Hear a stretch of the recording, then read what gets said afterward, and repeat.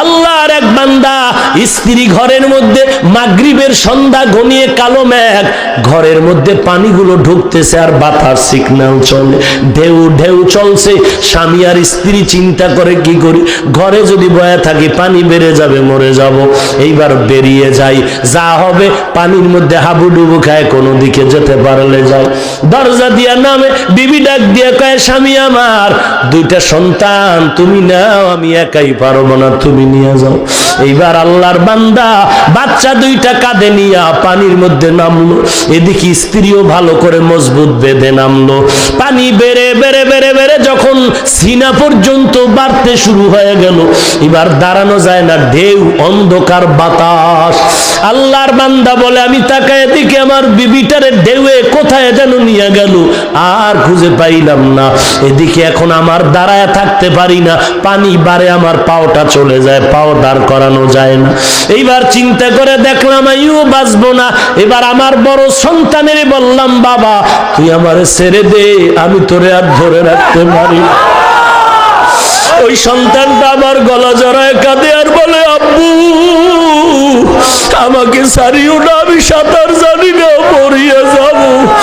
এইবার দেখি না আমার সন্তান আমাকে ছাড়তে চায় না। যখন পানি বেড়ে বেড়ে আমার এই গলা পর্যন্ত উঠতেছে, আমি তখন আমার ডান হাত দিয়ে আমার বড় সন্তানটারে ধাক্কা দিয়া পানির মধ্যে ফালায় দিলাম। দেখি বাচ্চাটা পানির ঢেউয়ে হাবুডুবু খায় আর বলে, আব্বু আমাকে বাঁচাও। এইবার আমার মেয়েটারে আর আমি ধরে রাখতে পারি না। এইবার আমার ছোট সন্তানের পালা।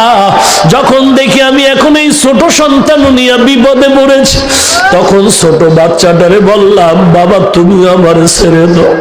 ছোট বাচ্চা বলে, আমার বাবুরে তুমি ছেড়ে দিছো, আমার ছাড়িও না, আমি পারবো না, আমি বড় দুর্বল।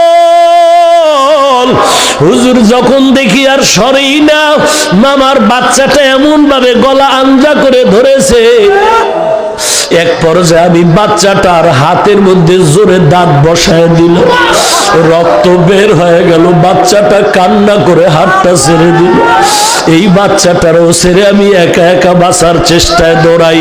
পানি বন্যা চললো 2 দিন 3 দিন, এরপরে পানি টেনে গেল। খুঁজতেছি বাড়ি ঘরের কি হালাত, ধান খেতে মানুষের অভাব নাই, খুঁজে খুঁজে কে কারো আত্মীয়র খবর নাই।